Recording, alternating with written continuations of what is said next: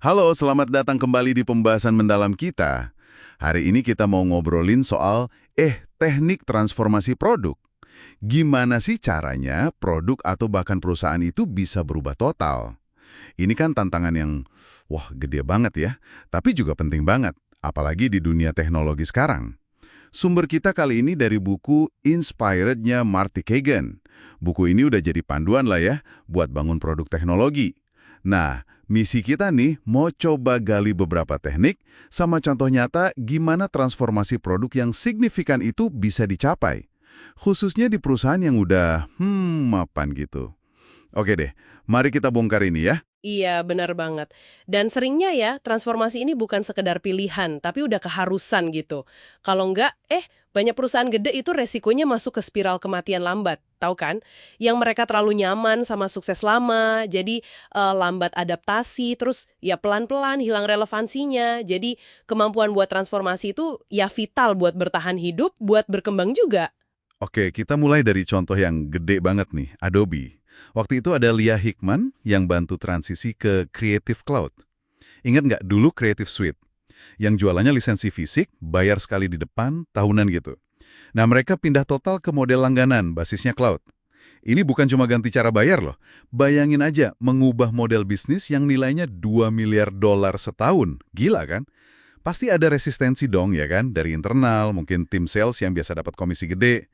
Atau dari eksternal, pelanggan yang ragu buat langganan. Nah, yang krusial dan bisa dibilang jadi tekniknya di sini itu, gimana visi kepemimpinan yang kuat bisa nembus hambatan itu. Visi Adobe buat Ya. masa depan cloud ini, itu dikomunikasikan terus-menerus. Jelas banget. Itu yang bantu nyatuin organisasi, ya kan? Sekaligus juga meyakinkan pasar. Walaupun ya pasti ada masa-masa sulitnya. Tanpa visi yang kokoh gitu sebagai jangkar, wah transformasi segede ini bisa gagal di tengah jalan. Betul, betul. Visi jadi kunci ya. Terus ada contoh lain lagi nih, Netflix di masa-masa awalnya. Ada perangkat Arnold juga di sana. Dulu kan model bisnis mereka DVD lewat pos. Nah, ada keterbatasan di situ. Terutama biaya lisensi film baru itu mahal banget. Ini jadi pendorong buat mereka cari, ya bisa dibilang, teknik inovasi di teknologinya. Gak bisa dong mereka kirim DVD mahal terus-terusan. Iya, ini nunjukin gimana kebutuhan bisnis yang mendesak ya buat jaga kelangsungan bisnis lah ya, bisnis viability sambil tetap bikin pelanggan puas. Itu bisa melahirkan solusi teknologi yang kreatif banget. Mereka kan perlu cara supaya pelanggan happy, tapi perusahaan juga nggak boncos gitu. Hasilnya, Nah, lahirlah sistem antrian yang kita kenal queue itu. Terus ada sistem rating, ngasih bintang. Dan yang paling penting nih, mesin rekomendasinya. Mesin ini bukan sekedar fitur keren buat pengguna loh. Ini tuh teknik inti mereka buat ngakalin masalah lisensi tadi. Dengan ngerekomendasiin film-film dari katalog lama, yang lisensinya lebih murah tapi tetap relevan buat pengguna, nah mereka jadi bisa ngimbangin antara inventaris mahal sama yang murah. Akhirnya model bisnisnya jadi jalan, jadi sustainable. persis. Itu contoh bagus banget gimana teknologi itu bukan cuma soal bikin fitur baru aja, tapi bisa jadi teknik strategis buat mecahin masalah bisnis yang fundamental. Sekaligus, membuka jalan buat model bisnis yang sama sekali baru. Keren sih itu. Nah, menghadapi tantangan kayak di Adobe atau Netflix tadi kan jelas ya, butuh lebih dari sekedar ide bagus saja. Disinilah masuk konsep yang Caigan sebut, tim misionaris bukan tim bayaran. Ini bukan cuma slogan keren-kerenan. Ini elemen penting dalam teknik transformasi itu sendiri. Tim yang punya keyakinan kuat sama visi, yang komit banget buat mecahin masalah pelanggan. Mereka bakal punya daya juang lebih buat ngadepin segala macam hambatan. Mau itu teknis, bisnis, bahkan legal sekalipun, yang pasti muncul lah. Bener, mentalitas misionaris ini jadi kayak bahan bakarnya gitu ya. Buat Hmm, apa? Ya buat menerapkan teknik transformasi yang sulit tadi. betul. Mereka jadi nggak gampang nyerah pas ketemu masalah rumit atau ya itu tadi resistensi internal. Mhm. Ngomong-ngomong soal navigasi kerumitan nih, ada Hmm, satu teknik spesifik lagi yang Cagan sering sebut, discovery sprint. ya. Bayangin aja nih kayak periode kerja yang intensif banget, biasanya seminggu lah. Mhm. Tim produk fokus penuh buat mecahin satu masalah gede atau mau validasi asumsi kunci. asumsi dalam rencana transformasi mereka. Gitu. Ya, intinya di sprint ini tuh eksplorasi ide cepet-cepetan, terus bikin prototype. Prototype ini nggak harus produk jadi loh ya, bisa simulasi aja.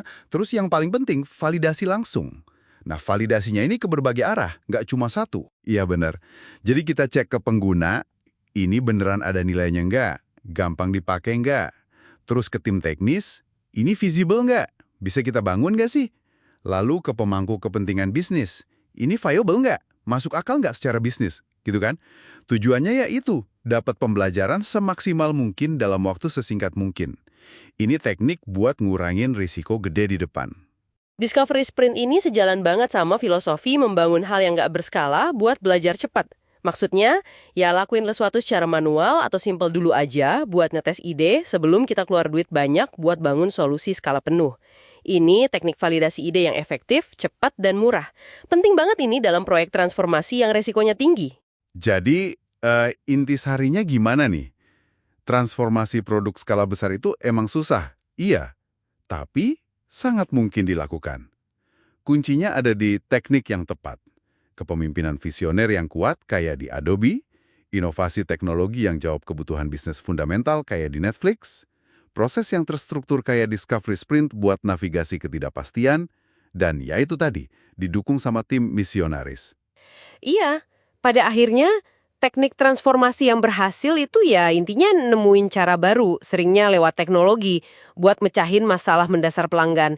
Tapi sambil mastiin juga solusinya itu jalan buat bisnis, berkelanjutan, menguntungkan, keseimbangan antara keduanya itu, nah itu kuncinya. Oke, sebagai penutup nih, ada pertanyaan buat Anda renungkan. Coba deh lihat tren teknologi sama pasar sekarang, kira-kira teknik transformasi fundamental apa ya yang mungkin paling dibutuhkan sama produk Anda, tim Anda, atau bahkan industri Anda beberapa tahun ke depan? Sesuatu buat Anda pikirkan lebih lanjut ya. Sampai jumpa di pembahasan berikutnya.